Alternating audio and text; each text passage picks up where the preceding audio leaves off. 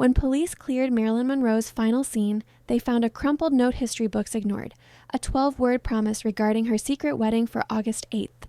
This is the untold story of the man who waited for a plane that never came. The woman in the heavy wool coat and dark, oversized sunglasses boarding the midnight flight to Miami wasn't Marilyn Monroe. To the tired ticket agent, she was just another passenger seeking refuge from the winter chill. But underneath that disguise, the scratchy wool scarf, the lack of her signature ruby red lipstick, the way she hunched her shoulders to shrink her famous silhouette, she was Norma Jeane Baker, and she was running for her life. She was running away from the Marilyn the world wanted to own. It was February 1961. To the public, she was the biggest star in the galaxy, the woman who had just finished filming The Misfits. But in private, Los Angeles had become a suffocating prison made of flashbulbs, autograph, books, and empty promises. Every time she stepped outside, the world wanted the smile, the glamour, the wiggle, the blonde bombshell. But nobody stopped to ask how Norma Jeane was doing. She was soul-weary, a deep gray fatigue that settled in her bones like a frost that no California sun could thaw. The doctors kept handing her prescriptions, tiny amber glass vials that rattled in her purse like loose change.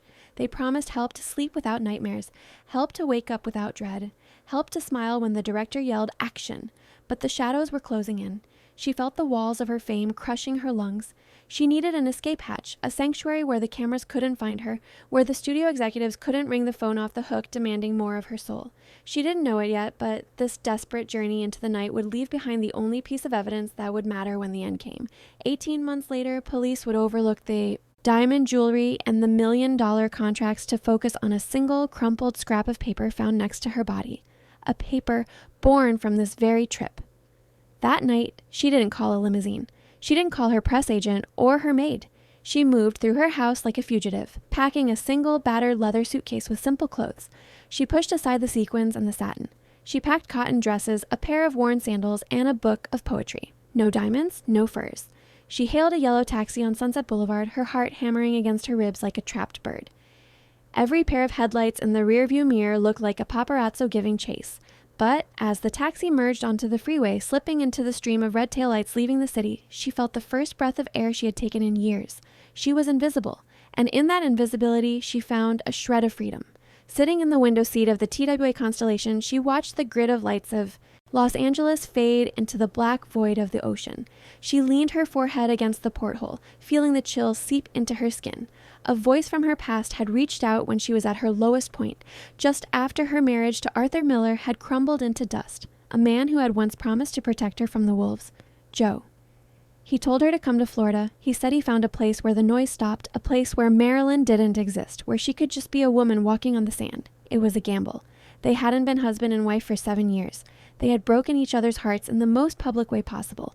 But as the plane hummed through the dark sky, she clutched a piece of paper with a handwritten address, unaware she was flying toward the only peace she would ever know. The tires of the rental car crunched over the gravel driveway, announcing her arrival to the quiet mangroves. Before she could step inside, the door swung open. There he was, older, grayer, the lines around his mouth deeper, standing like a fortress against the world. Joe DiMaggio. He didn't smile. Joe wasn't a man who smiled easily, but his eyes, those dark, intense eyes that had once stared down thousands of screaming fans at Yankee Stadium, softened the moment they landed on her face. He looked at her, not with the hunger of a fan, but with the concern of a man seeing a wounded bird land on his doorstep during a storm. For a long minute, neither moved. The heavy humidity of the Florida Keys smelled of salt, wet earth, rotting kelp, and old pine. Standing there with her small suitcase, she felt suddenly small. This was the man she had divorced, the man whose jealousy had once felt like a cage. But looking at him now, in a loose linen shirt, barefoot and relaxed, she didn't see the cage. She saw the only person on earth who didn't want a signature. She saw safety. "Hello, Jean," he said, his voice rough and low like gravel rolling in the surf. He didn't call her Marilyn. He never did. To Joe, Marilyn was a costume, a painted mask that got in the way of the woman he loved. Hearing her real name felt like taking off tight shoes after a long dance. "Joe," she whispered, taking a hesitant step forward. "I didn't know if you'd really be here. I thought you might change your mind." He took the suitcase effortlessly from her hand. "I told you I would be. I don't break my promises, Jean. You know that." He held the door wide. "Come inside. It's quiet here. The phone is unplugged. The curtains are drawn. The world can't get in." She stepped into the cool dimness. It was simple. No velvet sofas, no crystal chandeliers, no gold-framed mirrors, just sturdy oak furniture, a ceiling fan spinning lazily overhead with a rhythmic thwump-thwump, and a kitchen that smelled of strong coffee and Italian spices. It was a house for living, not for posing. It was a home. She took off her sunglasses, her hands trembling. Without the dark lenses, she felt naked. Her eyes were puffy from crying, her makeup was smudged, her platinum hair flattened. She wasn't the movie star on the magazine covers. She was just a frightened woman running from her shadow. Joe watched her, and then he did something that broke her heart in the best way possible. He didn't ask about the movies. He pulled out a simple wooden chair at the small kitchen table and said, "Sit down, Jeane. You look like you haven't eaten a real meal in weeks. I made sauce. It's been simmering since morning." She sat, and as the tension left her shoulders, she realized for the first time in 10 years, she didn't have to perform. She didn't have to sparkle. She could just be quiet. As Joe plated food with those large, capable hands, a sense of peace settled over her that she hadn't felt since she was Mrs. DiMaggio in San Francisco. He placed the plate in front of her. "Eat," he commanded gently. "We have time. We have all the time in the world."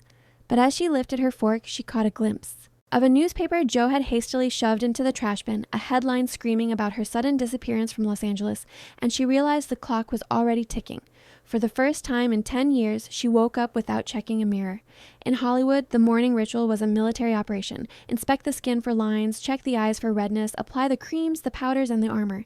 But here, the only thing greeting her was soft, golden sunlight filtering through the bamboo blinds. She wasn't Marilyn Monroe this morning. She was just Norma Jeane. She padded barefoot into the kitchen, wearing Joe's oversized white button-down shirt. The smell of coffee hung in the air, mingling with the salt breeze coming through the screen door.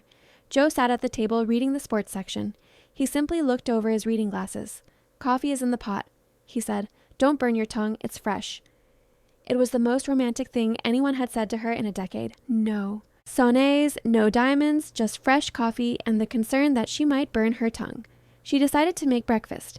Anyone who knew the real Marilyn knew she wasn't exactly a chef. 5 minutes later, the kitchen was filled with blue smoke and the distinct smell of charred toast. In Beverly Hills, a maid would have rushed in to fix it. Joe just stood up, walked to the sink, and scraped the burned parts off with a butter knife. He handed her the plate with a half smile. "It's got character," he grumbled. She laughed then, a rusty, genuine sound that surprised them both. They ate the rubbery eggs and crunchy toast in comfortable silence, the kind of silence you can only share with someone who knows all your secrets and loves you anyway. Later that afternoon, the tide went out, leaving the beach wide and glistening. Joe suggested a walk. Panic flared in her chest instantly. "Out there?" she asked, clutching the collar of his shirt. "What if someone sees? What if there are photographers? They have long lenses, Joe." "There is nobody here but us and the seagulls, Jeane," Joe said firmly, placing his hands on her shoulders. He handed her a wide-brimmed straw hat. "Put this on if it helps, but nobody's watching." They stepped onto the sand. For a mile they walked hand in hand, the ocean crashing rhythmically beside them. She began to relax, letting the wind whip her platinum hair into a frenzy, laughing as the cold water rushed over her feet. But then she saw it. A sharp, sudden glint of light from the tall dune grass 50 yards away. She froze, her fingernails digging into Joe's arm. "A lens!" she hissed, her voice strangled with terror. She shrank behind Joe's broad back, trembling violently. "They found us! Joe, they found us!" Joe marched toward the dunes, ready to break a camera, or a jaw. Marilyn held her breath, waiting for the flashbulbs, the shouting, the intrusion. Joe reached the grass, kicked at something violently, and then turned back. He held up an empty, jagged glass soda bottle that had been catching the sun. "Just trash, Jeane," he called out. "Just a reflection. You can breathe." She exhaled, leaning against his chest when he returned, shaking. But the illusion of total safety had cracked. Even in paradise, the fear was always just one reflection away. The sun dipped below the horizon, and the wind picked up, rattling the dry palm fronds like bones. On the back porch, Joe struggled to light an old oil lantern against the gale. He struck a match. The sharp smell of sulfur filled the air as it flared and died. Marilyn sat on the porch swing, watching his frustration. The stubbornness of the flame felt like a metaphor for their past, a light they tried to keep burning in a hurricane. "Was it worth it, Jeane?" Joe asked suddenly. "Trading us for them?" He meant the fans, the fame, the studio contracts. Marilyn pulled her knees to her chest. "I didn't think I was trading, Joe," she whispered. "I thought I was just trying to survive. They told me if I stopped smiling, I would disappear. And I was so afraid of being nobody again." Joe struck a third match with force. "I wanted to protect you," he said, finally getting the wick to catch a small, trembling blue flame. But I squeezed too tight. I saw the way the world looked at you, the way they wanted to take pieces of you, and it made me crazy. I thought if I locked you away, I could keep you safe, but I just became another wall you had to climb over. You didn't want to lock me away, she said softly, walking over to him. She placed a hand on his arm. You just wanted a wife, a regular wife, and I was trying to be a goddess. Tears tracked down her face. It is lonely, Joe. Being a goddess, everyone loves the light, but nobody wants to hold the candle when it burns down. Nobody except you. Joe looked at her, seeing the lines around her eyes that the magazine's airbrushed out. I don't care about the goddess. I never did. I just miss the girl who laughed at my bad jokes. I miss my wife. She sobbed then, a release of 7 years of pent-up grief. She cried for the marriages that failed, the babies she lost, and the deep, aching loneliness. Joe pulled her into his arms. I am sorry, he whispered into her hair. I am sorry I wasn't the man you needed. I am sorry I ran away, she replied against his chest. In the twilight, illuminated by the flickering lantern, the ghosts of 1954 finally began to fade. If you believe true love deserves a second chance, drop a comment below and tell me if you think Joe and Marilyn were meant to be together. The Florida sky turned black in an instant. The tropical storm hammered against the glass, turning the cozy bungalow into a fragile island in a sea of noise. The palm trees thrashed against the roof like whips. Joe moved quickly, securing the wooden shutters. Marilyn stood in the center of the living room, hugging her elbows, her eyes wide, when the power lines snapped somewhere down the coast with a loud crack, plunging the room into absolute darkness. A cold spike of terror pierced her chest. For Norma Jeane, darkness wasn't peaceful. It was where the silence became deafening. It was the closet her foster parents had locked her in. It was the orphanage dormitory where she cried alone. It was where loneliness became a physical weight. Her breath came in shallow, ragged gasps. She began to fumble blindly in her purse, her fingers shaking violently. She was searching for her prescriptions. Joe, I can't find it. Please. She was spiraling. Then a match flared. A single steady flame came to life. Joe placed a thick pillar candle on the low coffee table, the warm orange glow illuminating his face. He looked straight into her eyes, anchoring her. He gently took the bag from her grip and set it on the floor, out of reach. You don't need that, Jeane, he said, his voice cutting through the panic. You are safe. I am right here. The darkness can't hurt you while I'm here. He sat on the floorboards and patted the spot next to him. Come here. She sank down, trembling so hard her teeth chattered. Joe wrapped a heavy wool blanket around her shoulders and pulled her close. He didn't offer empty platitudes. He just held her, a solid, unmoving presence in a spinning world. He started humming, a low, rhythmic melody against her ear. Slowly, her heart synced with the steady rise and fall of his chest. The storm raged outside, but inside that small circle of candlelight, the chaos couldn't touch them. She realized then she didn't need the medicine or a drink. She just needed to be held by someone who wouldn't let go when the lights went out. It wasn't a church, and there was no priest, just the endless Atlantic Ocean and a ring Joe had kept in his pocket for 7 years. The storm had passed, leaving the air cool and smelling of rain-washed sand and ozone. They walked down to the water's edge barefoot, the wet sand, cool between their toes. Joe stopped and turned to face her. He reached into his pocket, his hand brushing against a small, beat-up notepad he always carried. He tapped it self-consciously. I'm not good with words, Jeane, he admitted. Usually, I have to write things down here to make sense of them. I'm better with a pen than a speech, but for this, I don't need to write it down. He pulled out a small velvet pouch. I didn't buy a new one, he said, his voice thick with emotion. He opened his hand to reveal a platinum eternity band, the very same one he had given her on their wedding day. I kept it, even when I was angry, even when I said I never wanted to see you again. I kept it because I knew Jeane. Deep down, I knew we weren't finished. Marilyn stared at the ring. I don't have anything for you, she whispered. I don't have a ring. I don't have a gift. I barely have myself. You are here, Joe said simply. That is the only gift I want. He took her left hand. I am not asking you to be Mrs. DiMaggio again today. I'm asking you to make a pact, a promise. When you go back, you finish your contract, you do what you have to do, but then you come home, to me, to us. No more movies, no more pills. We grow old, Jeane.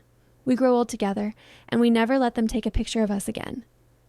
It was a vow more powerful than any legal document. Marilyn nodded, tears spilling over.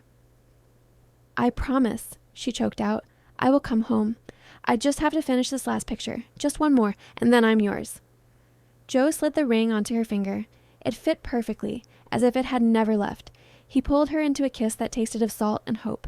Standing there on the edge of the continent, they truly believed they had won. But as they held each other, a chill wind swept off the ocean, and back at the house, the silence was about to be shattered. If this story of eternal loyalty is touching your heart, please share this video with someone you love, and don't forget to subscribe so you don't miss what happens next in this secret history Hollywood tried to bury.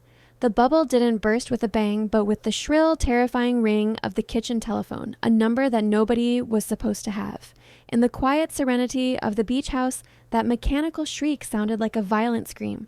Joe was in the kitchen, and he spun around, recoiling from the wall phone as if it had just spat venom. "Don't touch it," he barked. "Nobody has this number, Jeane. Nobody. Let it ring." But the phone kept ringing. Ring, ring, ring. Each trill was a reminder of the machine that owned her. Marilyn froze in the hallway, the blood drained from her face, and then a terrifying transformation took place. As the phone rang for the 5th time, Marilyn's body began to change right in front of Joe's eyes. Her spine, which had been soft and relaxed for days, stiffened. Her shoulders pulled back into the regal, practiced posture of a queen. The light in her eyes, the soft, vulnerable light of Jeane, was extinguished, replaced by the glossy, impenetrable stare of the star. "I have to," she whispered, her voice devoid of emotion. "If I don't, they'll send the police. They'll say I was kidnapped." "Let them come," Joe growled, stepping between her and the phone. "I'll handle them." "You can't handle them, Joe. They own me." She maneuvered around him, her movements heavy but graceful. She reached out a trembling hand and lifted the receiver. Right before Joe's eyes, the woman he loved vanished. "Hello," she cooed into the receiver. The voice wasn't hers. It was the breathy, baby doll voice of Marilyn Monroe. "Oh, hello, Mr. Feldman. Yes, I know." Joe turned away, unable to watch. He walked to the window and gripped the sill until his knuckles turned white. He could hear the one-sided conversation. She was apologizing for resting. She was apologizing for trying to be human. The voice on the other end was demanding her return to Los Angeles. Costume fittings, script revisions. The relentless grind was calling her back to the slaughter. "I understand," she said. "I'll be on the first flight tomorrow. Yes, I promise." She hung up the phone slowly, the click sounding final, like a cell door slamming shut. The silence that rushed back was heavy and suffocating. She stood there, head bowed. The magic of the last few days evaporated. She looked up at Joe, her eyes pleading for forgiveness, looking like a bird that had flown into a glass window. Joe realized then that he wasn't fighting a man or a studio. He was fighting a destiny that had already been written. Joe sat at the edge of the mattress, his back turned to the room, the curve of his spine telling a story of utter defeat. For the first time, the great Joe DiMaggio looked small. The moonlight filtered through the blinds, casting prison bar shadows across his back. Behind him, the sound of a zipper closing on a suitcase hissed through the quiet room. Marilyn was packing. In just a few hours, the cotton dresses and sandals would be replaced by high heels and tight skirts. The woman who had hummed while burning toast was disappearing, layer by layer. She walked over and placed a hand on his back. Through the thin fabric of his shirt, she could feel the tension in his muscles, hard as iron. "It is only a few months, Joe," she pleaded softly. "The studio says if I finish this picture, I am free. They will tear up the old contract, and then—" She paused, moving around to kneel between his knees. "Then I will come back to you. For good. We can go to Italy. Anything you want." Joe looked at her, searching her face. He knew about the prescriptions she took to sleep and the ones she took to wake up. He knew about the voices in her head. Sending her back to Hollywood felt like sending a lamb back into a slaughterhouse. "They will eat you alive, Jeane," he said, his voice rough with unshed tears. "They don't see you. They only see the ticket sales. Stay here. I will take care of you." "I can't," she whispered, tears spilling onto her cheeks. "If I walk away now, they will sue me for everything. They will drag my name through the mud. I have to finish it. I have to walk away with my head up." She took his face in her hands. "August. The schedule says we wrap in August. Give me until August, Joe." August. The word hung in the air between them, heavy and ominous. To them, it was a finish line. To history, it is a tragedy. Joe didn't know the future. He only knew he couldn't say no to those blue eyes. "August," Joe repeated, the word sounding like a vow. "You finish the picture. You do your job.